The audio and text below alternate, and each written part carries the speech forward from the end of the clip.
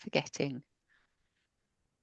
These talks will be available on the Doings of Doyle website. Thank you so much, Doings of Doyle. This will be the last one of the series for 2025. So, welcome to Worldwide Doyle 2025. This is a lecture series that is in honour of Professor Neil McCaw, who was the wonderful person who advised us on the Conan Doyle collection when it first came as a bequest from Richard Lansing Green. He did an awful lot of work around looking after the collection, showing us what we had, helping us join the dots. He really was fantastic. Sadly, he passed away in 2020 and is very sorely missed, as you can imagine. As you know, we've been doing this for the last 5 years, I think. So this we're getting there slowly. It's getting good. We have a wonderful speaker tonight, Sheldon Goldfarb. Uh, we are going to hear all about how Conan Doyle misquoted. So I was very privileged to hear a snippet of it on Tuesday. So I'm very much looking forward to hearing the whole thing. So Sheldon, over to you. Okay, thank you very much. Let me just share my screen here.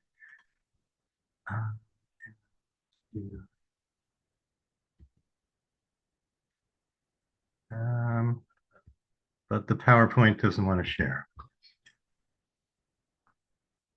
Um, I can see it, Sheldon. It's fine. but it's not in the proper mode. Ah, If I can, supposed to be able to work function F5, they say. Um,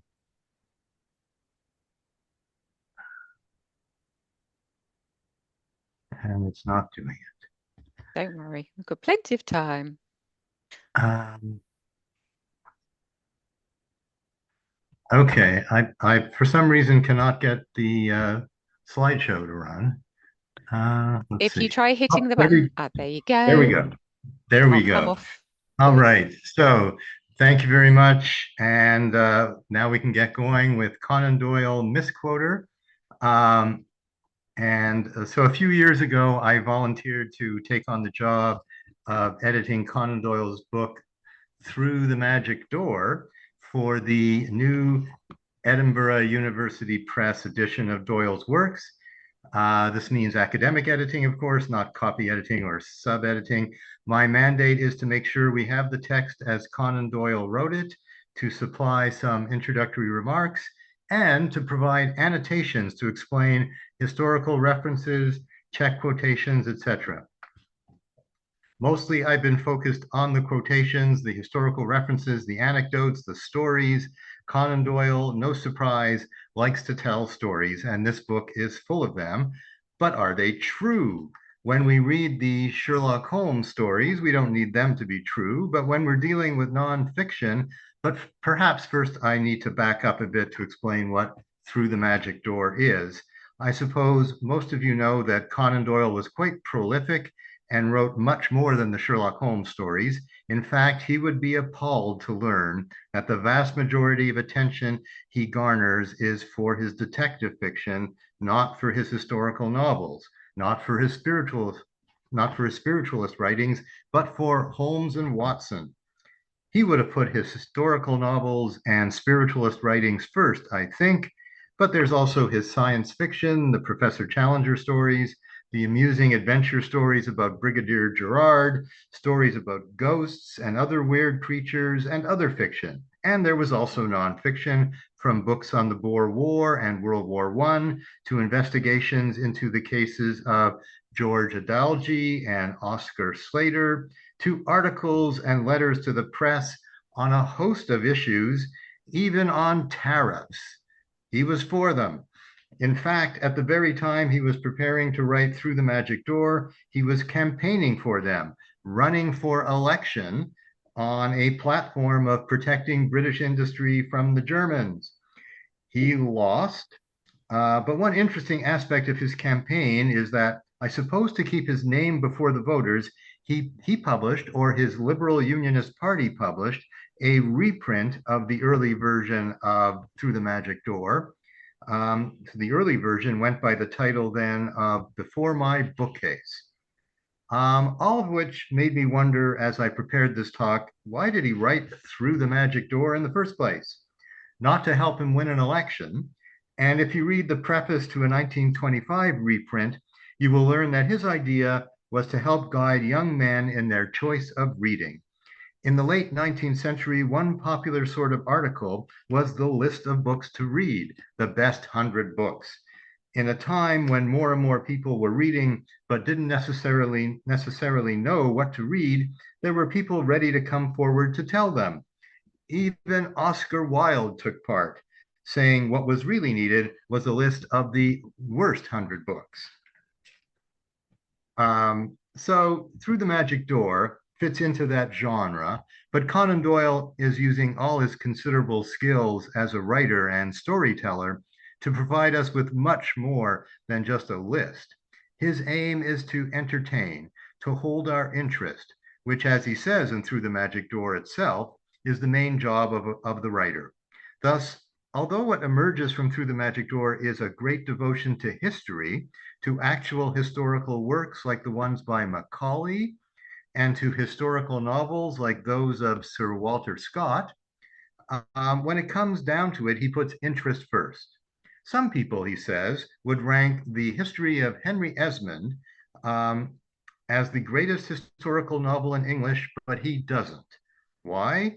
The history is good, he says, even accurate. Thackeray brings the time of the Jacobite rebellions to life, but there's something lacking in the story. It doesn't hold enough interest, says Conan Doyle, so he discards it in favor of an obscure novel by Charles Reade called The Cloister and the Hearth. It too brings the past to life, but by means of an exciting story. It fuses its knowledge with imagination, says Doyle. This is important for our study of Doyle's misquotations and alterations of history. For him, the first thing is to be an entertaining storyteller, to use his imagination to give us a clever turn of phrase, and as well to turn an anecdote into an argument for a point he wants to make, even if he has to get the anecdote slightly wrong or has to misquote. I hasten to add that it's probably not that he's deliberately misquoting or getting a story wrong. He remembers a quotation or an anecdote a certain way, and that's the way he presents it.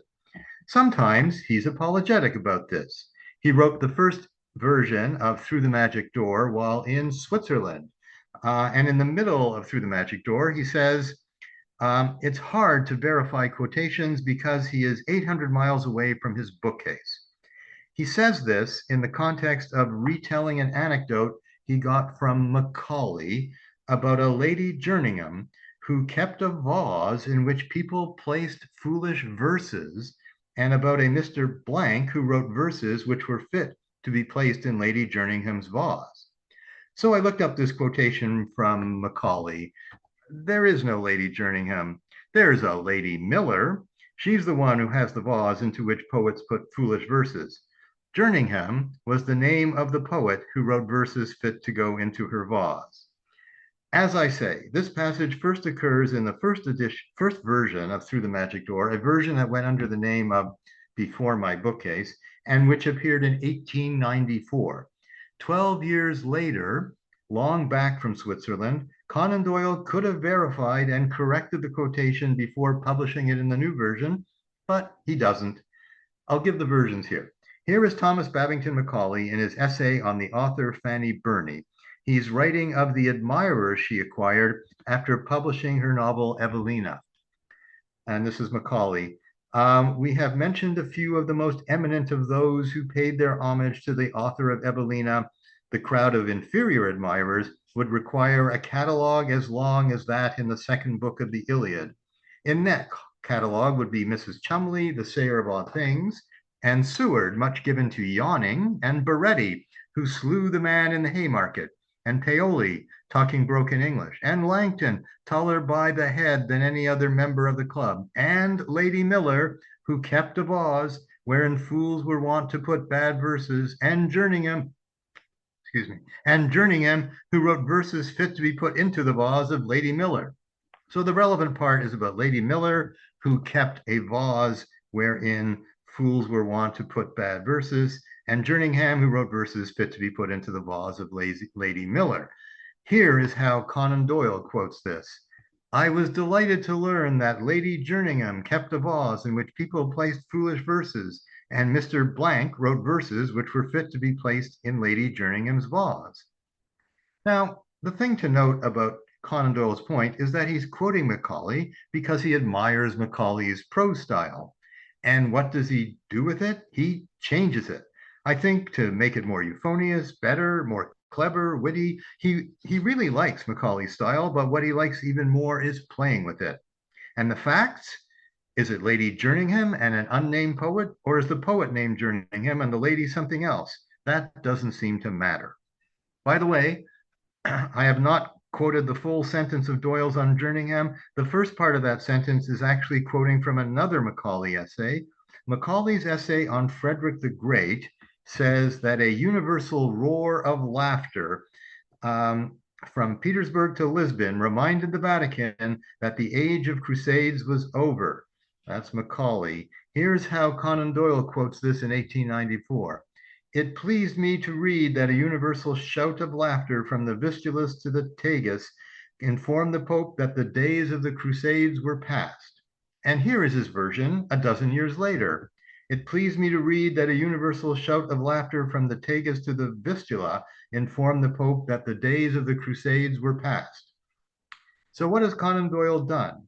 He has changed roar to shout and Vatican to Pope. I'm not sure shout is a stylistic improvement, but it does contain a subtle shift in meaning from something a bit ominous to something more like cheering.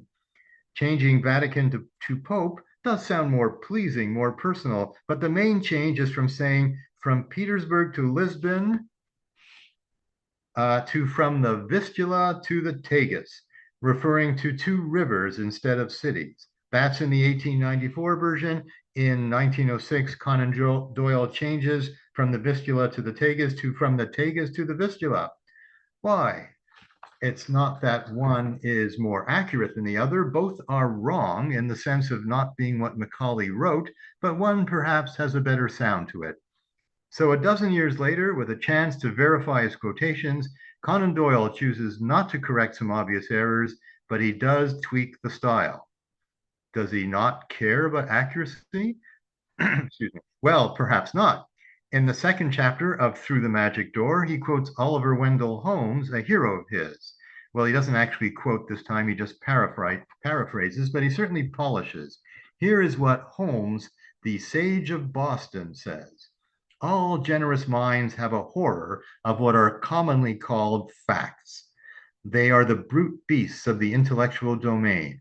Who does not know fellows that always have an ill-conditioned fact or two, which they lead after them into decent company, like so many bulldogs, ready to let them slip at every ingenious suggestion or convenient generalization or pleasant fancy?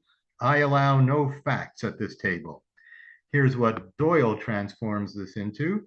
Was it not Wendell Holmes who described the prosaic man who enters a drawing room with a couple of facts like ill-conditioned bulldogs at his heels, ready to let them loose on any play of fancy? It's quite creative, really. Now, you may say he's not pretending to quote here, but that gives us a clue to what he's doing. Other people's sayings are raw material for him to play with. I decided to look into this. Is there a theory of misquotation? I mean, a theory that shows a positive side to it. And there is. I discovered an article by Julie Maxwell about quotation practices in the Renaissance. There, in the Renaissance, the aim was to be creative, inventive with your source material. My favorite example that she gives is from Shakespeare, from Hamlet, in the gravedigger scene.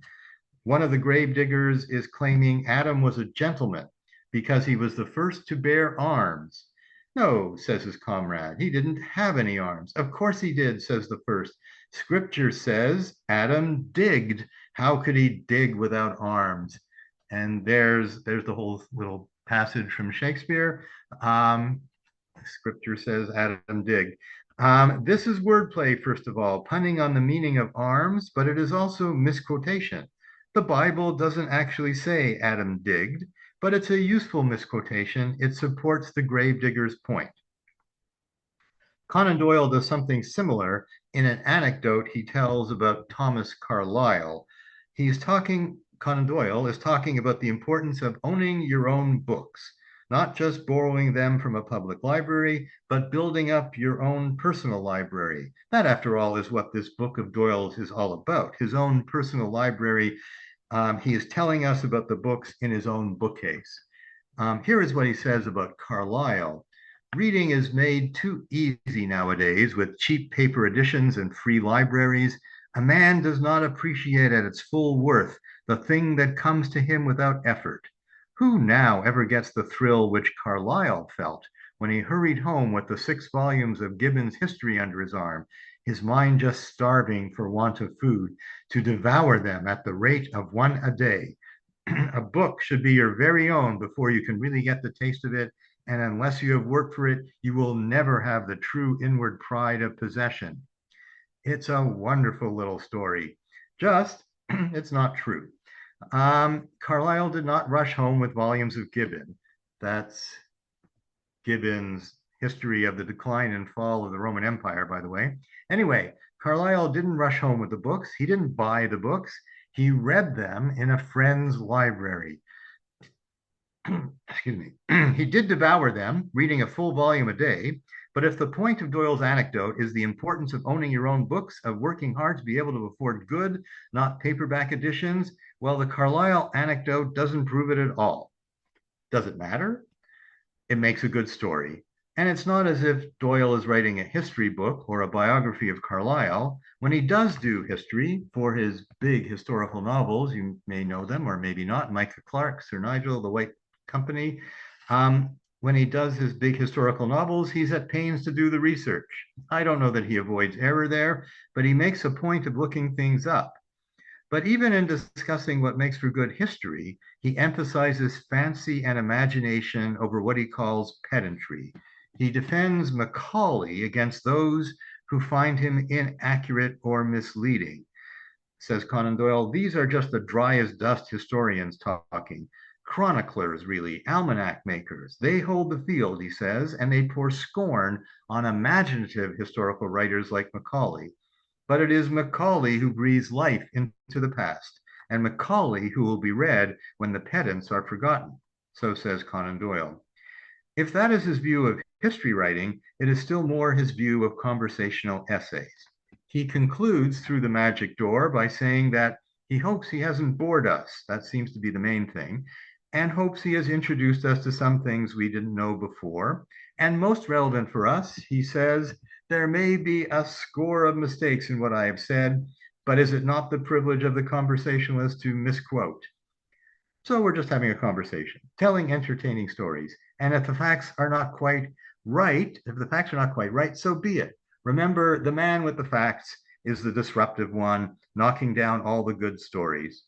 This gives me pause, actually, because when I think about it, I'm the man with the facts. I'm the one telling you Carlyle didn't buy those books. There was no Lady Jerningham, and so on.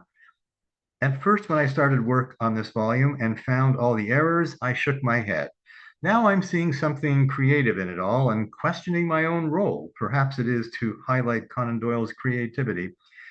But sometimes even Conan Doyle was struck by remorse over the errors, or if you wish to call them this, the transformations. In the 1894 version of the book, talking about Walter Scott's novel Ivanhoe, he says there is a long stretch, one of the best parts of the book, without a petticoat in it, meaning no women, just jousting, action, knights, and so on. Actually, if you take a look at those chapters, there are some women present. And in the later version of the book, changes the line from without a petticoat to a minimum of petticoat. And now I think, oh, come on, have the courage of your convictions, stick with the exaggeration, it sounds better. But no, this one he fixes. I suppose this shows that he is not completely a devotee of creative transformation. Sometimes he thinks, oh, I better fix that. Here's another example. In 1894, he has a chapter celebrating Robert Louis Stevenson, especially his long poem Ticonderoga, which he calls the finest narrative ballad in the language next to Coleridge's Ancient Mariner. Consider these two lines, he says. I have slain a man to my hurt. I have spilled his soul in the air. Who can forget that second line, he says? Well, he can apparently, because that is not what it says. In the original, the line is, my soul is spilled in the air. In the original, it is the ghost of the dead man speaking the second line in a quite different context. It's not next to that other line. Conan Doyle's got that wrong too. It is as if you were to praise Shakespeare for his wonderful line to gild the lily, when that is actually not what Shakespeare wrote at all. There's what Shakespeare actually wrote. But in a way, who cares? What a wonderful piece of rhetoric from Conan Doyle. There it is again. What a wonderful new line he has created, and how he takes hold of us in praising it. You won't see this bit of rhetoric in the final form of Through the Magic Door. He must have found out that he had got the line wrong, the line no one could forget, so he cut the whole passage out. At one point, I would have said, and quite right too, let us be done with error. But now I think, oh, that's too bad. We've lost a nice passage and a nice line of poetry, even if it's not Stevenson's. And I've lost a chance to point out the error in an annotation.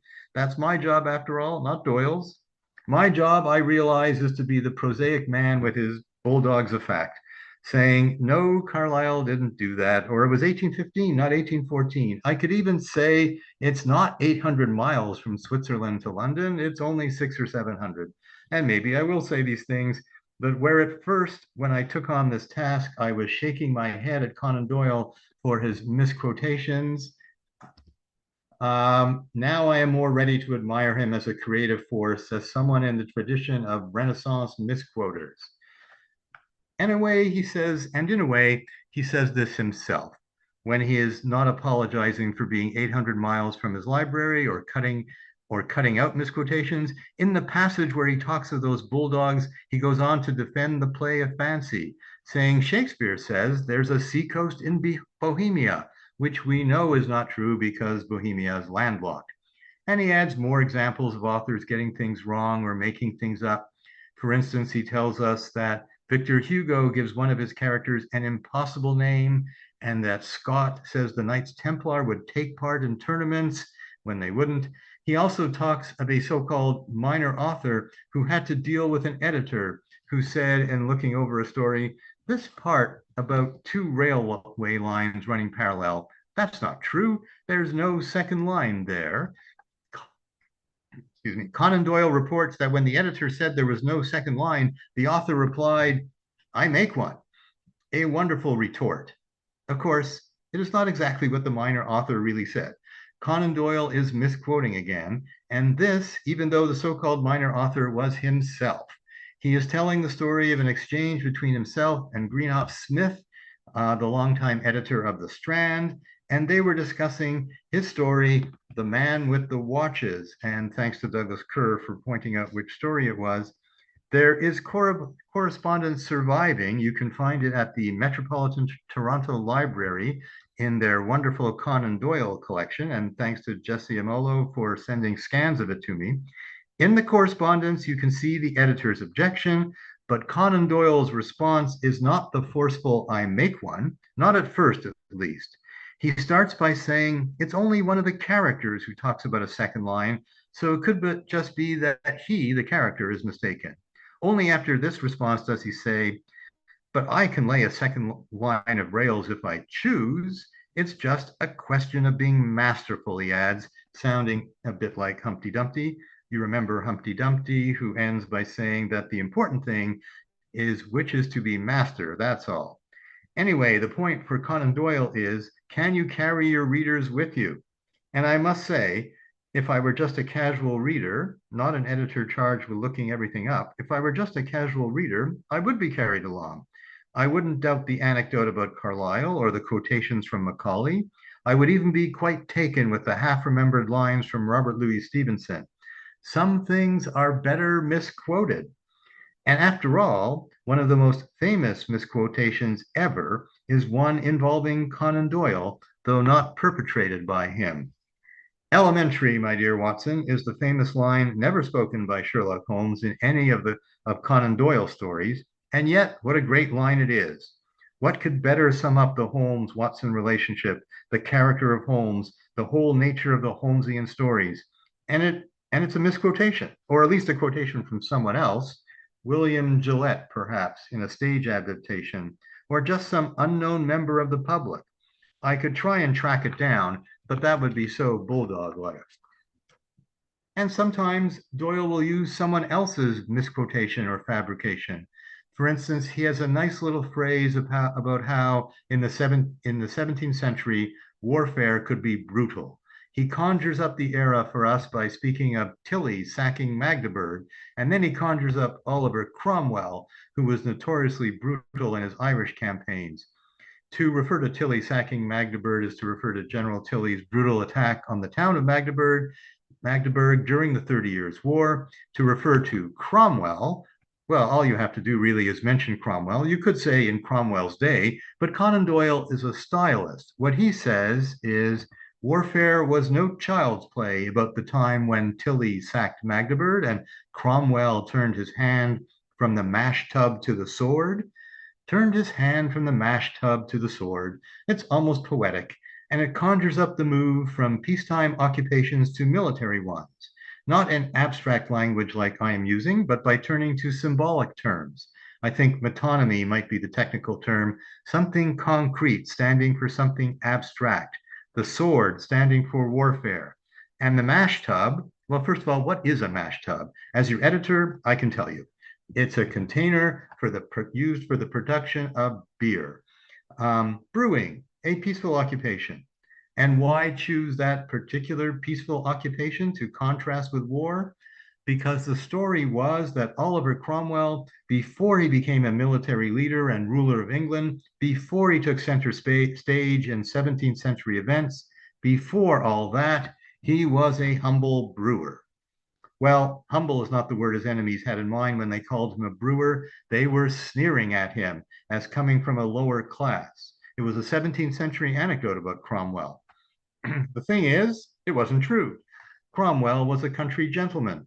It's true he had beer making ancestors, so maybe it's almost true, but he never turned from the mash tub to the sword. He never used a mash tub. He wasn't a brewer.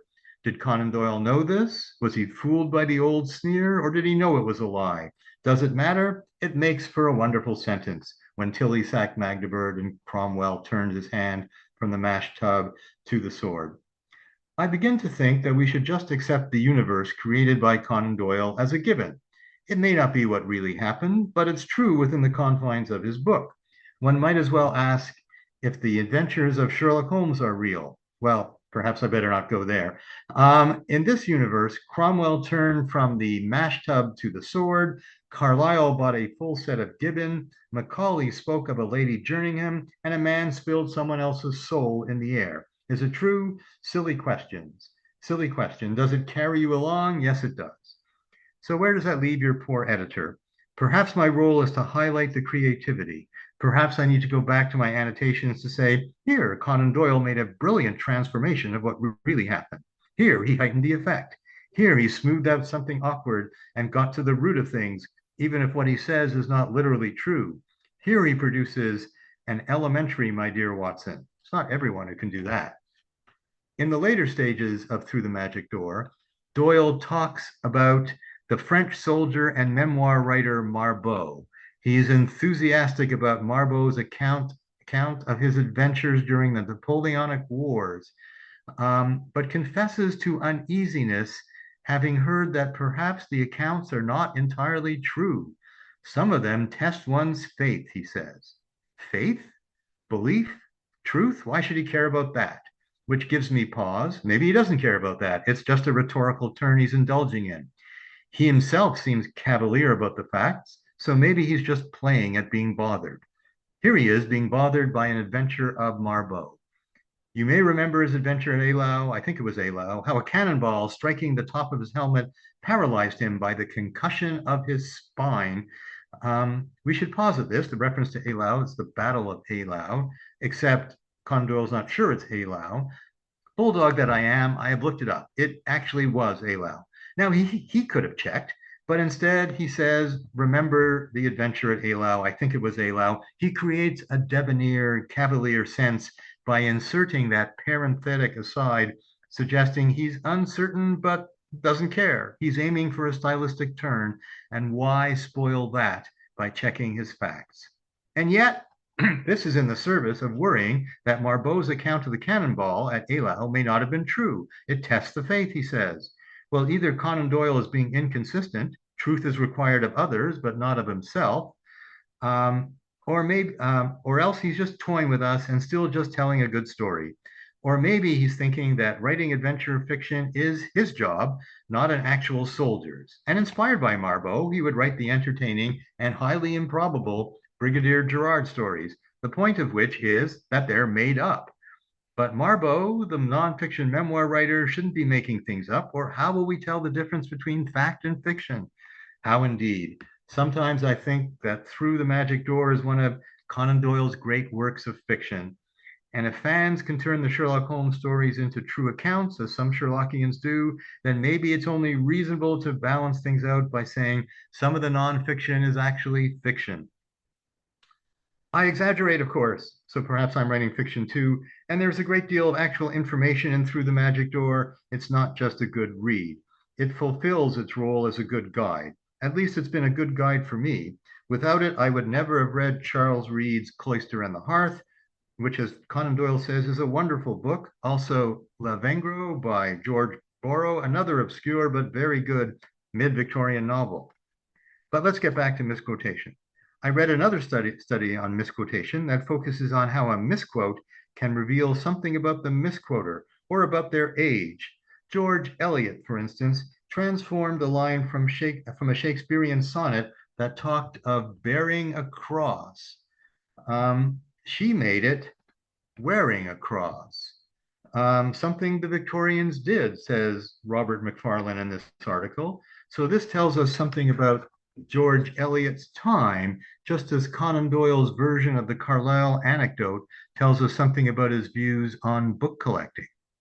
George Eliot, Macfarlane tells us, is also guilty of an unfair sort of misquotation. She criticizes what she says is a line from an earlier writer, but actually she has misquoted it, which doesn't seem quite right or fair.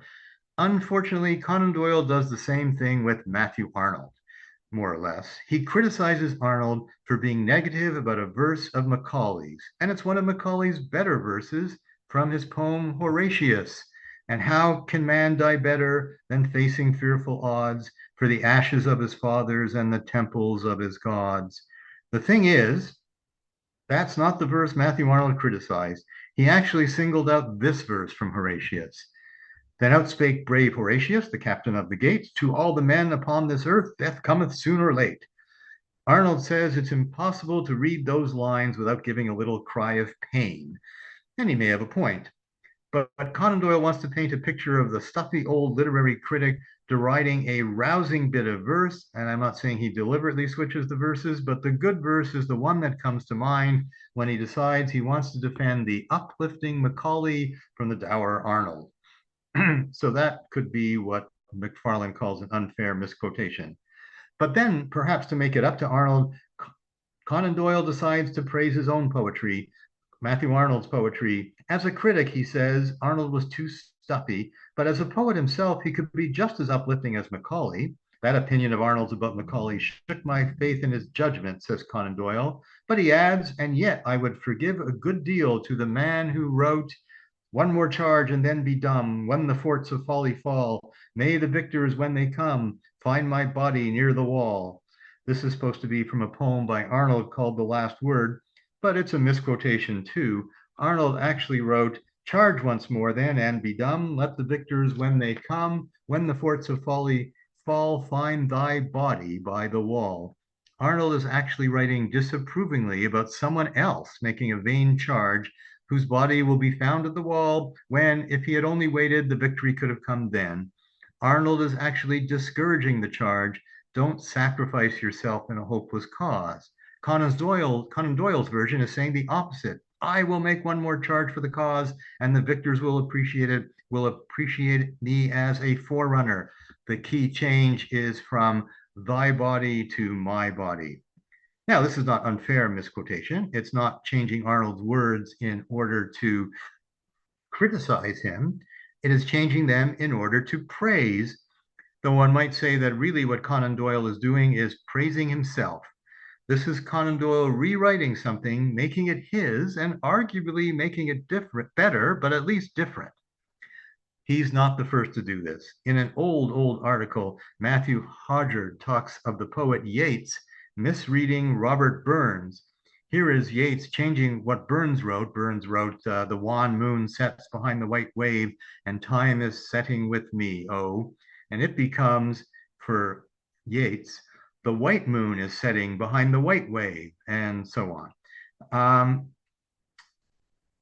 Wan becomes white, and Yeats will go on to praise the symbolic power of white in these lines. Hoggard attributes this to Yeats's treacherous and creative memory. Perhaps Conan Doyle also has a treacherous and creative memory, though is it really treacherous? Maybe it's creating something better. And where's the treachery in that? Well, I suppose it's treacherous to Matthew Arnold's poetry to misquote it, but what if it improves it? Or what if it changes it to serve a different purpose? Conan Doyle wants to praise an uplifting poem. If Arnold's poem isn't really uplifting, he will make it so, like making a second set of rails, though perhaps the one is deliberate and the other is not. In a much more recent article, the respected literary critic Christopher Ricks compares two different types of misquotation, one perpetrated by our friend Matthew Arnold, and another by the late 19th century writer Walter Pater. Pater, says Ricks, creatively transforms lines from Coleridge and Wordsworth to make them Paterian. Arnold, on the other hand, takes lines from Shakespeare and others and makes them ordinary. I don't feel so bad about Conan Doyle misquoting Arnold now because it turns out Arnold was a master misquoter and not for the better. He changes Hamlet's soliloquy so that it says, we grunt and sweat under a heavy load instead of a heavy life. And he takes Pope's line about a little learning being a dangerous thing and makes it say a little knowledge is a dangerous thing. These all make things worse, says Ricks, ordinary, not special, whereas when Pater misquotes, it is to create something special. I think Conan Doyle is mostly Paterian. Mostly he makes things special, or at least Doylean. He creates the fine line about spilling another man's soul into the air. He injects some uplift into Matthew Arnold, and he invents Lady Jerningham. Good stuff. Perhaps in all this, he's following his friend Oscar Wilde. I call him his friend, and that may overstate it, but they did meet at the famous dinner party where the managing editor of Lippincott's magazine commissioned them both to write new works, with Wilde as a result producing The Picture of Dorian Gray and Doyle producing The Sign of the Four. After that, they corresponded, and Wilde wrote to Doyle to say, between me and life, there is a mist of words always. I throw probability out of the window for the sake of a phrase, and the chance of an epigram makes me desert truth. Perhaps Conan Doyle is just following Oscar's lead, and in that case, what is a poor editor to do? Thank you very much. Thank you so much. That was brilliant.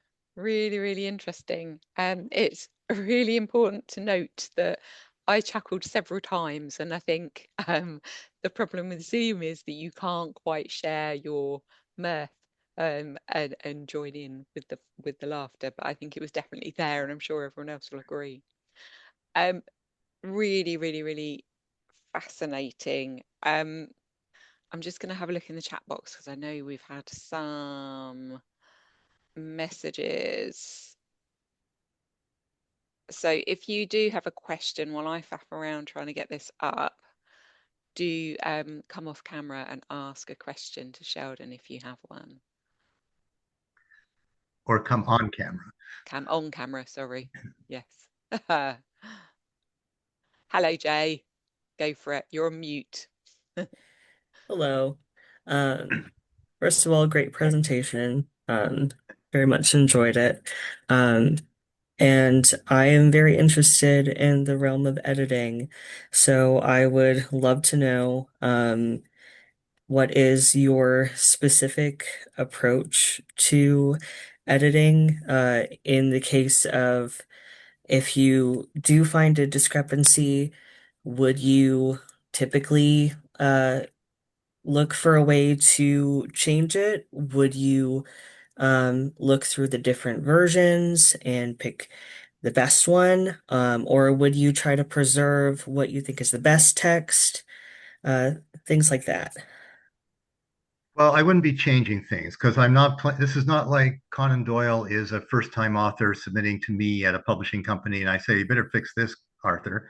Um, this is me as an academic scholar, academic editor, more than a century later, saying, "Let's present Conan Doyle's work." Now we do.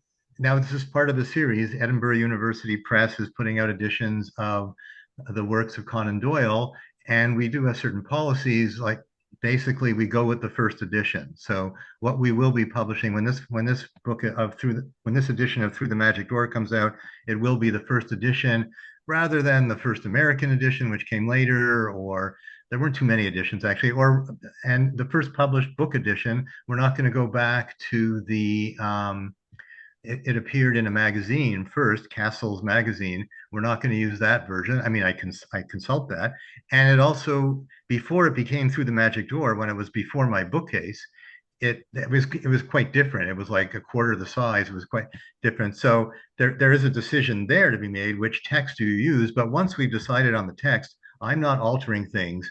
I'm not fixing Lady Jerningham. I'm maintaining Lady Jerningham. I will make a note though and say, well, it was not late. There was no Lady Jerningham, and I will make a note about the Carlyle story and say, well, it wasn't quite like that.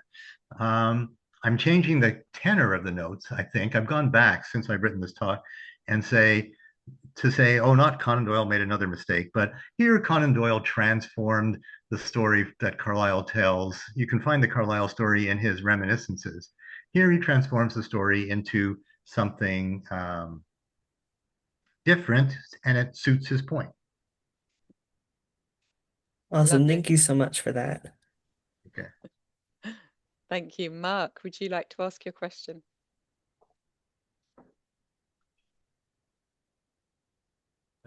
Thanks very You much. too. That was great, Sheldon. Really interesting. And I've always loved Through the Magic Door. It's one of my favorites of his work. So I'm delighted to know that he's misquoting all over the place. Um, I just wondered what it tells us about his method of writing this particular book. I mean, one of the great things about Through the Magic Door is he literally says, you know, over there on the other side of the of my library is the green spines of Gibbon, but he's clearly not quoting directly from them. And and what's it say about the quality of his memory? He quote from Horatius before, and he said at one point, I think that he learnt it so well as a child that he could recollect it straight away, even later in life. So, do you have a sense of what his method was in pulling together the book itself? Well, what he says in Before My Bookcase. So originally he wrote this in 1894, and he called it Before My Bookcase. And as he said, he was in Switzerland at the time with his wife because she was not well, or and he'd like to go to Switzerland. And so he's 800 miles. Well, actually, it's not 800 miles. It's 600 or 700 miles away from his bookcase. So, and he says in that version of the of Through the Magic Door, I might be misquoting because I'm 800 miles away from my bookcase. So his method is clearly to rely on memory. And he even knows his memory is suspect sometimes. I mean, I haven't given you all the examples. He says, Coleridge has this wonderful line. Here it is. I fear I may misquote, but here it is, as I remember it. And he's misquoted it, of course. Just because he knows he's misquoting doesn't mean he's not misquoting. Um, and by the time he writes the 1906 version, he is back in London. So he could be, in fact, sitting in front of his bookcase and he could be looking at the spines of the books. But as you say, I don't think he took them down um, to check the quotes. And when he makes a change, he changes Vistula to Tagus to Vistula. But he didn't, I mean, they're both misquotes. Um, Macaulay didn't talk about rivers, he talked about cities. But Horatius. The actual quotation of the verse from Horatius, I believe, is accurate in Through the Magic Door. It's just that's the wrong verse. That's not what Matthew Arnold was criticizing. So what he remembers, he's misremembering Matthew Arnold. He gets his Macaulay Horatius correct. He's just misremembering which verse Matthew Arnold was criticizing.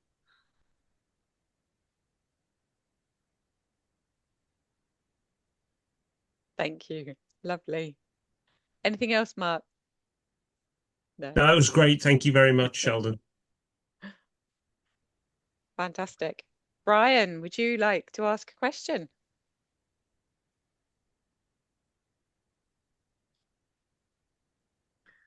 Muted. You need to come off mute, Brian. Thank you, Sheldon, for a fascinating talk. I'm currently writing an article about, a blog about Conan Doyle's appreciation of Edgar Allan Poe. I've been using Through the Magic Door as a source. He says, Poe is, to my mind, the supreme original short story writer of all time. Could you say if there was any misquotes or anything in Through the Magic Door about Edgar Allan Poe by Conan Doyle? I would have to double check my notes. I do remember him talking about the death of Poe, and this is a bit like saying Cromwell turned from the mash tub to the sword. He's repeating a story about Edgar Allan Poe. I think about him dying as a result. I can't remember now. But what he's repeating is what was common in the 19th century, but which modern scholarship has cast doubt on. So in Conan Doyle's time, I don't know if he would have known that this was perhaps not true about Poe, but it would be an example of, yeah, this is probably not what caused Poe's death. But so that's one that comes to mind. I forget if he actually does he quote Poe in the book.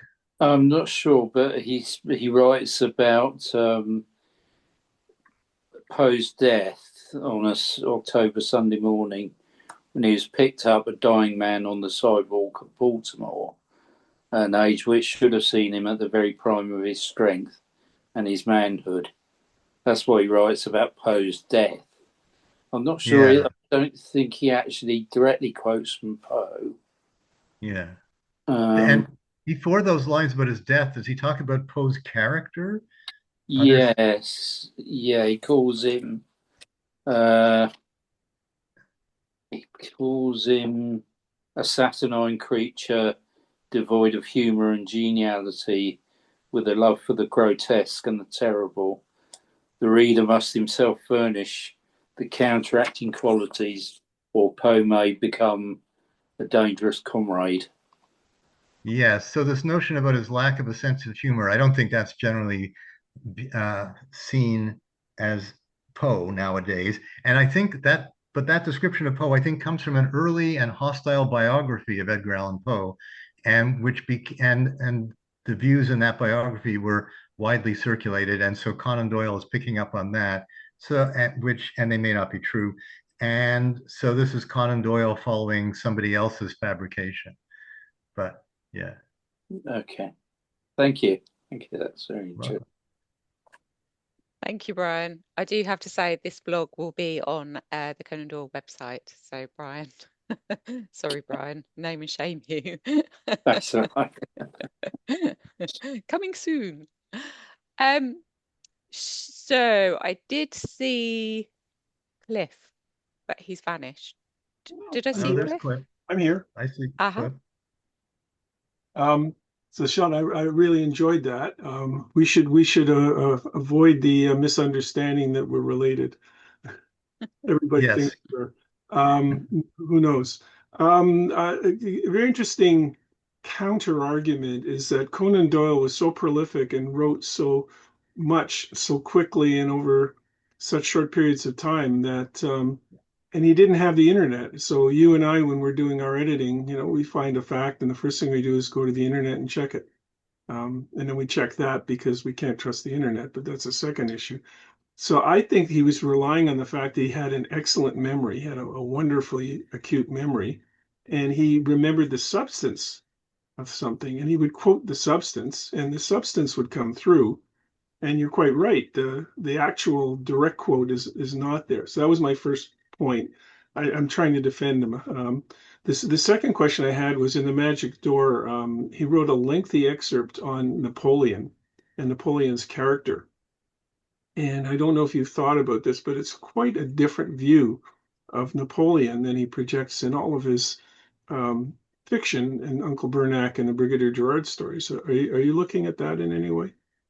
I will be. I am still only two-thirds of the way through my annotations to Through the Magic Door, and the Napoleon chapter is coming up next. So I will definitely keep my eye out for how he views Napoleon as compared to how Napoleon was viewed by his contemporaries and how he was viewed at Conan Doyle's time. It does, and you don't have to defend Conan Doyle. Conan Doyle's won me over. Misquote away. I'm saying, go ahead. So yeah, I will certainly take a look at Napoleon when I get to the next chapter. Thank you. I'm just going to go to the chat box quickly. So Karen has said, isn't quibbling over the details the entire basis of Sherlockian scholarship? Yes, and there are Sherlockians online right now in this talk, I think, who could talk more about that. Um, so I'm quibbling over Conan Doyle's quotations, and Sherlockians will quibble over, well, could you really calculate the distance by counting the lampposts or whatever it was? And if there was no train, they're a bit like that editor who said there's no second set of rails there. Um, and Conan Doyle's response was, or he wishes it was, I make one. So, but yes, there's a tradition, the tradition about Doyle, tradition about Sherlock Holmes, they bleed into each other, I guess. Stephanie's added, and of Sherlockian method. So Karen said, great presentation, thank you. Question, do you have a sense of Arthur Conan Doyle's misquotations are equally prevalent throughout his work or appear more in essays or in his fiction? One of my favourite misquotes comes from Holmes himself, and bricks without clay became the name of the Sherlock Holmes Modular Building Society. Interesting. I believe when we in my Sherlock Holmes group, which maybe I should give a plug for, the Stormy Petrels of British Columbia, we focus just on Sherlock Holmes, and we read the stories, and certainly we come across Holmes quoting and Holmes misquotes. Of course, you can say, well, that's just Holmes, not Conan Doyle, and you can't. I mean, Holmes says negative things about Poe, but as we've just heard from Brian, I mean, Conan Doyle loved Poe. Um, so there are misquotations elsewhere. I've been focused on Through the Magic Door, so that's where I've drawn my examples. But I believe there are misquotations elsewhere in the Sherlock Holmes stories. We've got lots of great presentations. Just trying to scroll down. Fantastic presentation, amazing research, and so much fun. Bravo, that was both informative and entertaining. Wonderful. Isn't Holmes' complaint in the Chipper Beaches data? I can't make bricks without clay. Haha. A misquotation from Exodus, where the Israelites complain they cannot make bricks without straw. Haha. There you go. Yes. Thanks. Well, as we were saying, so there's two people Yeah. have cited that one. So Yeah, yes. yeah. Thanks, Sheldon. I suspect Doyle and many of the other writers you mentioned, Arnold et al., were quoting from memory. In other words, misquotation was the symptom of now pretty much vanished culture of reading and spontaneous memorization. Yes. Yes, we're so spoiled by our instant, often accurate information today. Yes, which is the point of that article I was talking about. Say in the Renaissance, they did things differently. And, anyone can quote accurately was their view. I mean, can you do something with the quotation and make it creatively, creatively transform it? So, you know. Edith has put 600 or 700 miles before my bookcase. Margie, perhaps I missed it, but do you know specifically why he produced an updated version of the book? Why he produced an updated version of the book? Oh, okay. So he published it first in 1894. And I think then it's just like, oh, I'm going to write about books that people should read. Because it was the thing to do then, the time of the 100 best books. And then, strangely, he reissues the original version in early 1906 during the election when he's running unsuccessfully. And maybe it was that. I think the bibliographers, Green and Gibson, say that brought it to mind. I don't know why that was brought to mind in the first place, but once he did that, he had the idea of expanding it, and I don't know why.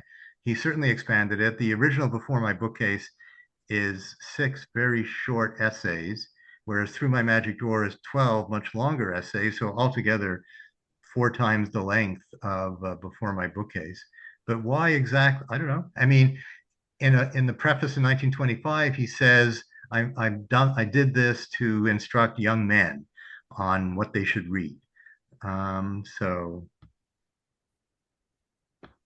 that's all I have for you on that one. I'm going to finish with Stephen's comment. A lovely talk and wonderful comments on scholarly editing, which is the lifeblood of this household. Indeed. I find it really interesting. And actually, again, obviously, we are on the subject of Conan Doyle and Sherlock Holmes throughout my working life. So everything I do is linked.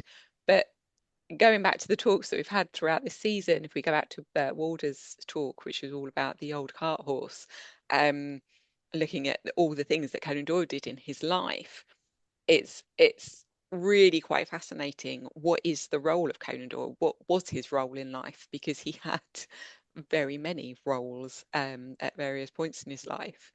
And I think it's fantastic that, I've ever since you gave me the title, Sheldon, I am now misquote. I always misquote. That is just what I do. I get the words wrong, as you all know. I'm scatterbrained and I forget my words often. To own it, I think, is the key. And I will definitely take that away from your talk and own my mistakes and just claim them. Just that's, I think, not as quite as beautifully as Conan Doyle has claimed his misquotes, but I think it's there's a confidence there, isn't there? Definitely within Conan Doyle, and quite rightly so. Has anyone else got any comments or questions? I think we are pretty much. Laura, there is a Hello. question from Bob regarding will Sheldon's presentation be available after the session? Thank you very much. Nicely done. So yes, of course. So right at the very, very end, as always, this is being recorded. The lovely doings of Doyle will be putting the 4 videos up. I've remembered to press record. So they will all go up on the Doings of Doyle YouTube channel, which is amazing, which will be fantastic. So if you did happen to miss any of them, you can re-watch. Please do share with your friends and colleagues. Yeah, and very sadly, right on time, dead on 8 o'clock, we finish on time, and we draw an end to our World War Doyle lecture series of 2025. Thank you so much, Sheldon. Thank you to all of the other speakers this year. If you are interested in speaking for next year, please do let me know. Please do inbox me. I'd be very, very interested to hear from you all. It's fantastic as always. Thank you so much, Sheldon. I'm going to save the chat. I can send you a copy, Sheldon, and obviously I need to make sure that I've saved the video. Okay. Thank you so much, everyone. Lovely to see you all. I'm beginning to recognize everyone. It's great. It's really, really good. Thank you. And I'm going to stop recording.